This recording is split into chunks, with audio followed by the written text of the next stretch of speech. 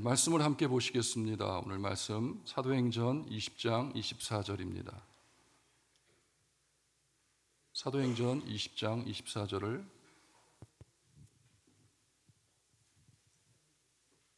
사도행전 20장 24절을 함께 읽으시겠습니다. 사도행전 20장 24절입니다. 함께 읽습니다. 시작. 내가 달려갈 길과 주 예수께 받은 사명 곧 하나님의 은혜의 복음을 증언하는 일을 마치려 하면은 나의 생명조차 조금도 귀한 것으로 여기지 아니하노라. 아멘. 이른 아침부터 좀 무거운 소재를 가지고 말씀을 드리게 돼서 송구한 마음인데요. 여러분, 홀로코스트란 말을 들어보신 적이 있습니까? 홀로코스트. 우리 어르신들에게는 좀 어려운 말이 될 수 있는데요. 이 홀로코스트란 말은 두 가지로 쓰입니다. 일반 명사로 쓰일 수도 있고요. 또 고유 명사로 쓰일 수가 있는데 일반 명사로 쓰일 때는 대량 학살을 의미하는 말입니다. 대량 학살. 사람이나 짐승에 대한 대량 학살을 의미하는 그런 말로 쓰이고요. 또 고유 명사로 쓰일 때는 대량 학살이라는 의미는 같은데 좀 구체적이라고 할 수 있죠. 제2차 세계대전 중 나치 독일에 의해 자행된 유대인을 향한 유대인에 대한 대량 학살을 의미하는 말입니다. 제2차 세계대전 중 아돌프 히틀러가 이끈 나치당이 독일 제국과 독일군 점령지 전반에 걸쳐서 계획적으로 유태인과 또 슬라브 민족은 폴란드나 러시아를 포함한 그런 민족인데요. 그리고 집시, 동성애자, 장애인, 정치범 등 1,100만 명의 민간인과 전쟁포로를 학살한 그런 사건을 의미합니다. 사망자 중 유대인은 약 600만 명으로 당시 유럽에 거주하던 900만 명의 유태인 중에 3분의 2에 해당되는 그런 숫자라고 할 수 있죠. 이 가운데 어린아이가 100만 명, 여자가 200만 명, 그리고 남자가 300만 명 그렇게 죽은 것으로 파악이 됩니다. 홀로코스트, 그 일이 시작된 배경을 보면 히틀러가 1933년 1월 30일 독일의 총리가 된 지 1개월 만에 시작되었는데요.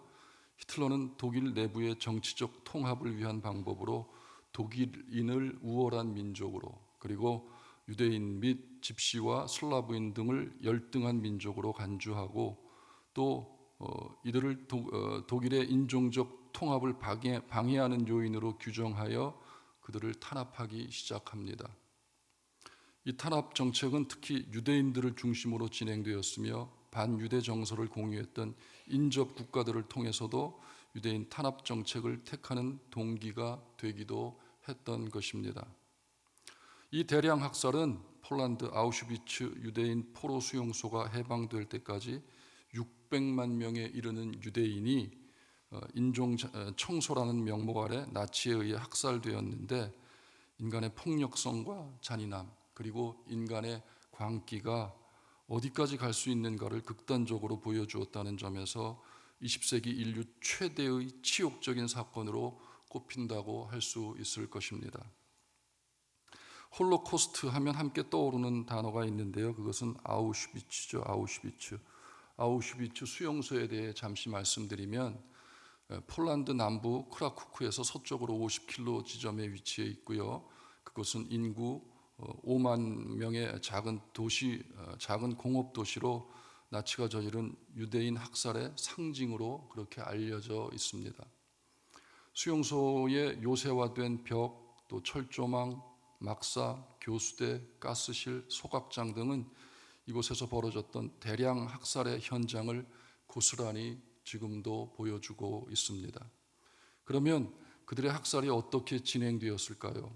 몇 가지 방법이 있겠지만 그중 한 가지를 소개해 드린다면 독일군은 유대인들을 학살하기 위해 기차에 태웁니다.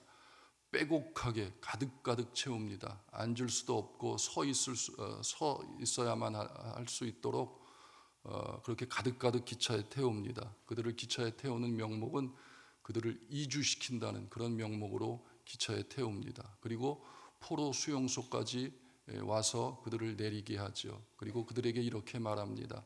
너희가 먼 길을 오랜 시간 동안 기차를 타고 왔으니 피곤할 것이다. 그러니 이제 샤워를 해라. 그리고 그들을 안내합니다. 그래서 그 유대인들은 샤워를 하기 위해 벗은 옷과 또 짐을 자기 소지품을 가방에 넣어 맡기고 그리고 번호표를 받습니다. 그런데 유대인들이 샤워실인 줄 알고 들어갔지만 그들이 들어간 곳은 샤워실이 아니라 독가스실이었던 것입니다. 가스실로 들어간 유대인들은 가스가 나오기 전까지 자기들이 샤워를 하는 줄로만 알고 있었습니다. 자신이 죽으리라고는 전혀 생각하지 못했던 것이죠. 이렇게 독가스에 의해 살해당한 시체는 1,500 내지 2,000구가 되는데 이 많은 시체들은 시체 소각로에서 대량으로 소각되었습니다. 그렇게 유대인들은 죽어갔던 것입니다. 독가스로 인해 죽은 정확한 숫자는 잘 알 수 없지만 수백만 명에 달했을 것으로 그렇게 추측해 봅니다. 그런데 한 가지 의문은 어떻게 그 많은 사람들이 그렇게 학살을 당할 때까지 그 일이 계속해서 반복적으로 진행될 수 있었는가 하는 것입니다. 가스실의 수용 인원은 약 2,000명이었다면 그런 식의 학살이 수백 번을 넘어 수천 번까지 반복되었을 것이란 짐작은 누구나 쉽게 가능할 수 있을 것입니다.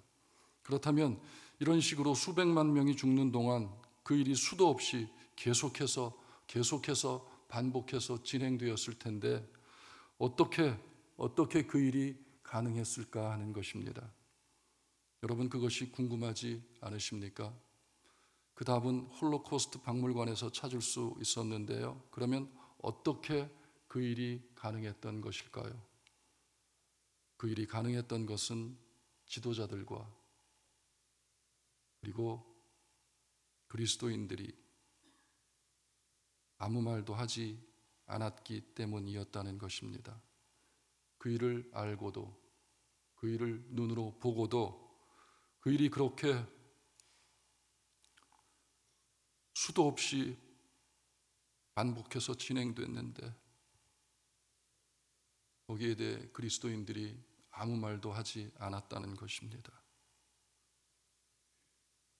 침묵해서는 안 될 사람들이 침묵했기 때문에 유대인이 수백만 명이 죽을 때까지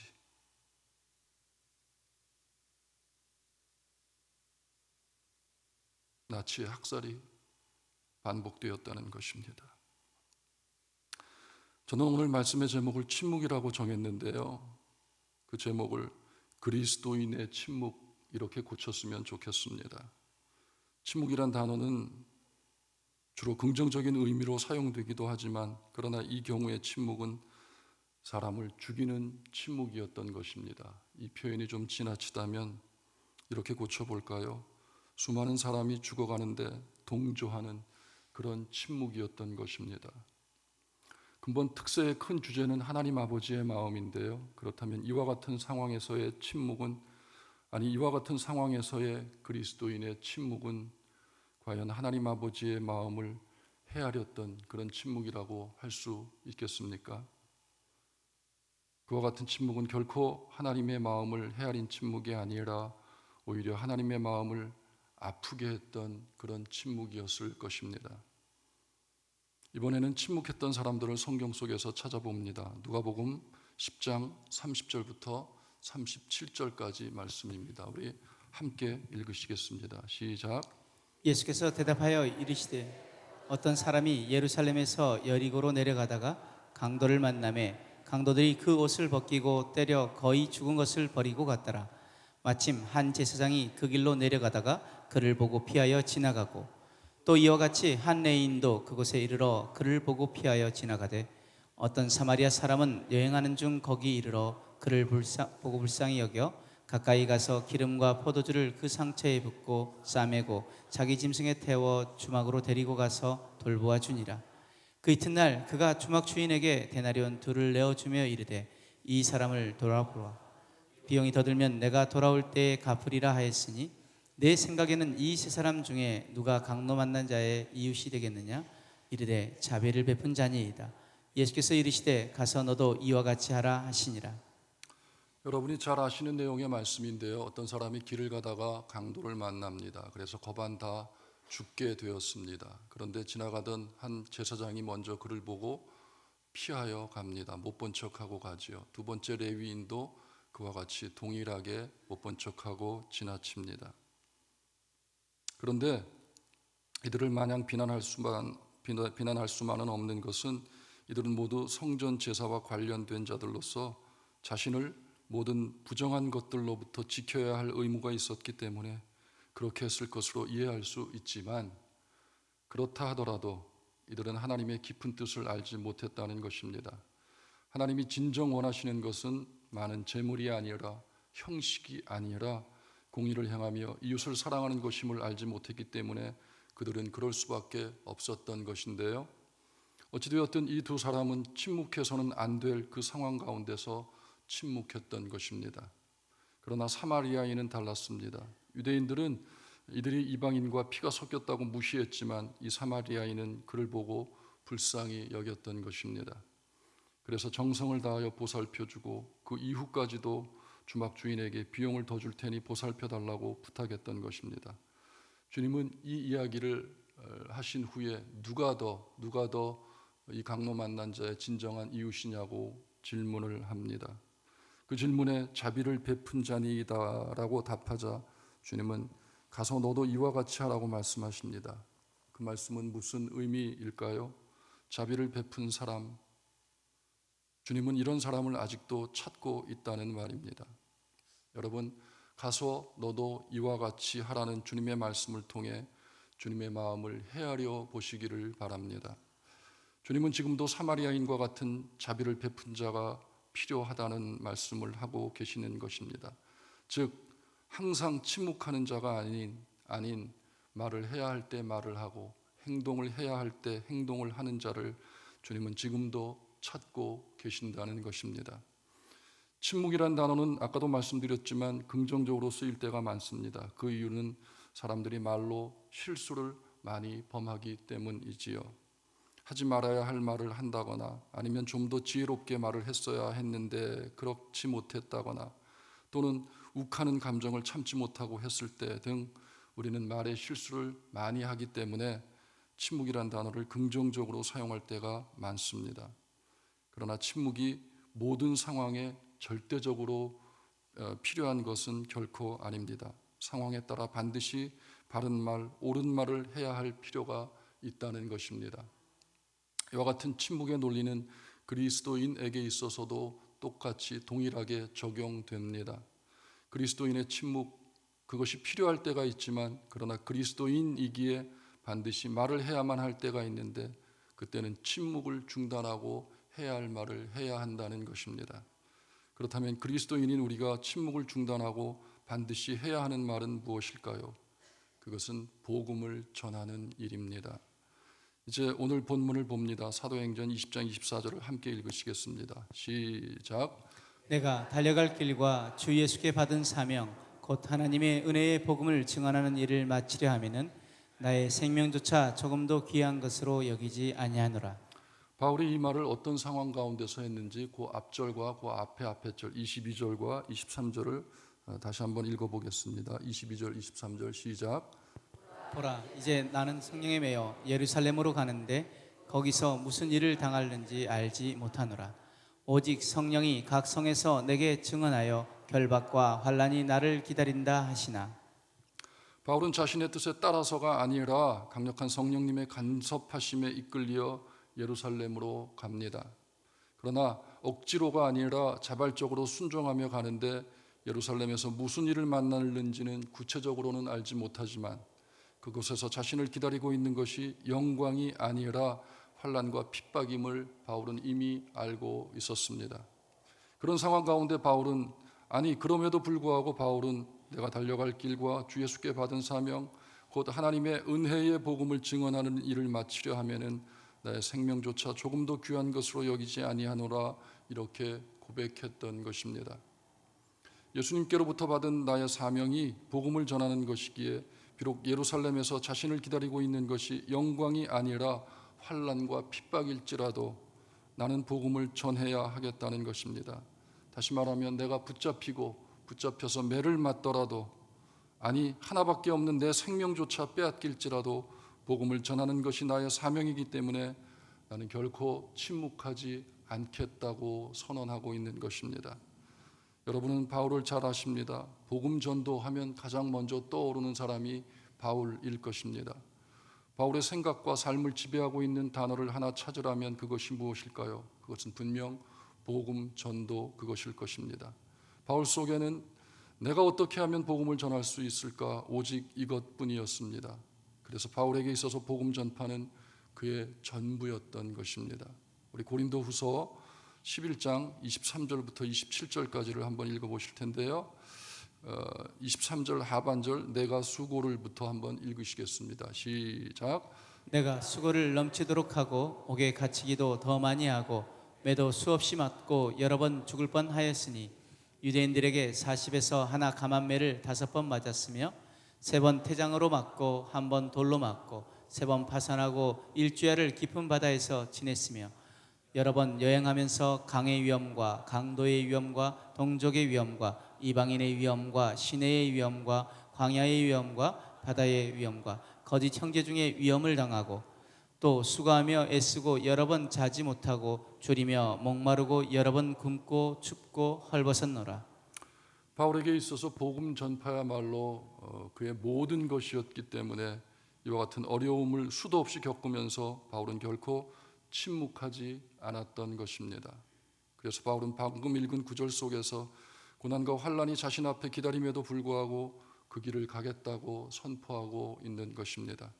아니, 고난과 환난의 길을 걸어가는 것뿐만 아니라 하나밖에 없는 내 생명이지만 그것을 아끼지 않겠다고 그렇게 선포하고 있는 것입니다.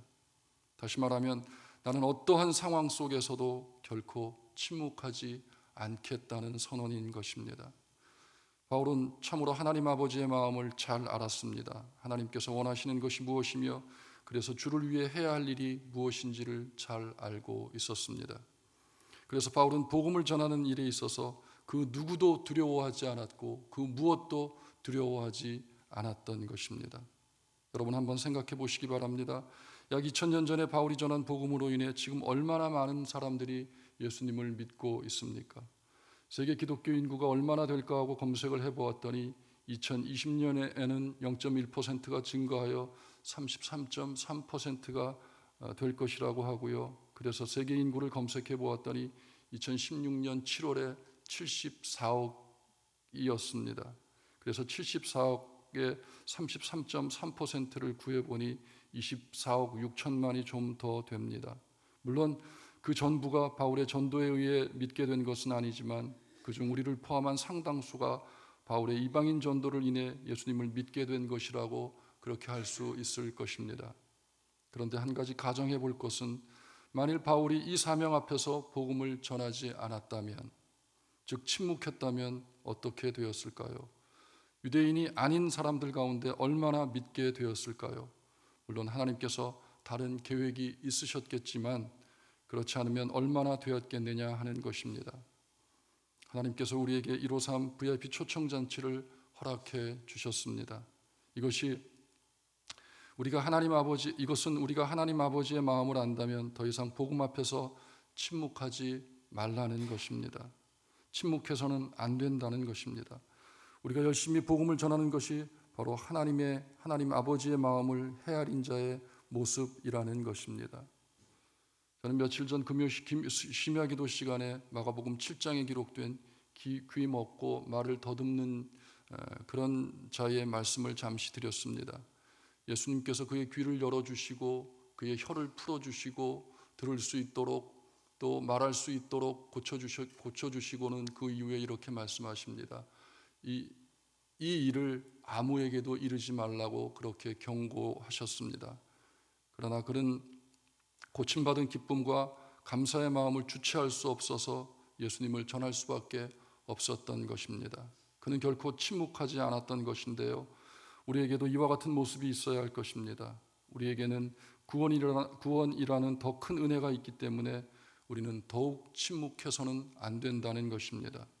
이제 말씀을 맺으려고 합니다. 저는 오늘 말씀을 시작하면서 홀로코스트 이야기를 드렸습니다. 나치에 의해 수많은 유대인이 학살을 당했는데 수백만의 사람들이 죽어갈 때까지 적어도 10수년이 걸렸을 텐데 그 일이 그렇게 오랜 기간 동안 중단되지 않았던 것은 그리스도인이 침묵했기 때문이라고 말씀을 드렸습니다.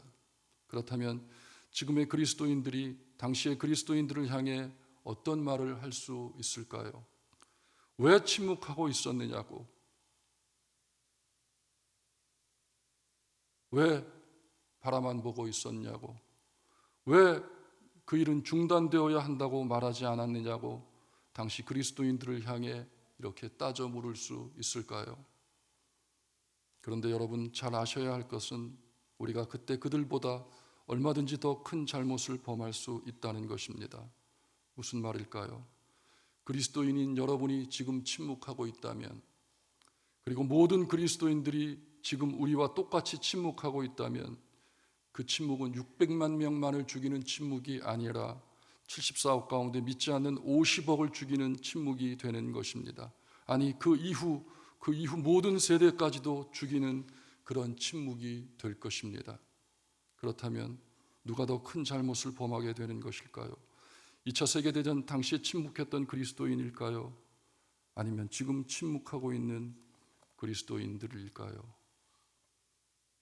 그렇습니다. 우리가 복음을 전하지 않는다면 홍수에 떠내려가고 있는 사람에게 내 손에 들고 있는 밧줄을 던지지 않는 것과 동일한 것입니다. 이와 같은 자들은 하나님의 마음을 전혀 알지 못하는 자들의 모습일 것입니다. 아니, 하나님의 마음을 무시하는 자들의 모습일 것입니다. 여러분이 진정 하나님 아버지의 마음을 안다면 이미 여러분 마음속에 담겨있는 복음을 전하시기 바랍니다. 더 이상 침묵하지 마시고 복음을 전하심으로 하나님의 마음을 아는 자로 인정받으시는 여러분 모두가 되시기를 간절히 축복합니다. 기도하시겠습니다. 아버지 하나님, 은혜를 감사합니다. 153 VIP 초청잔치를 앞두고 우리가 특별 새벽 기도회로 정하여 기도하게 하시니 감사합니다. 바라옵기는 이 기간을 통해 하나님 아버지의 마음을 깊이 알게 하시고, 그리고 우리 모두가 복음을 전하는 입술이 되게 하여 주시옵소서. 복음에 대해 침묵하는 입술이 아니라 바울처럼 담대히 전하는 입술이 되게 하옵소서. 예수 그리스도를 통한 구원을, 그 구원의 기쁨과 감격을 전하는 그런 입술이 되게 하시고, 그렇게 뜨겁게 전할 때 풍성한 열매를 거두는 근본 VIP 초청잔치가 되게 하여 주시옵소서. 이 시간 귀한 예물을 들고 나온 손길들이 있습니다. 그들의 사랑의 고백을, 믿음의 고백을 받으시고 또 저들의 간구를 들으시고 풍성하게 응답하여 주시옵소서. 감사드리며 살아계신 예수님 이름으로 기도하옵나이다. 아멘.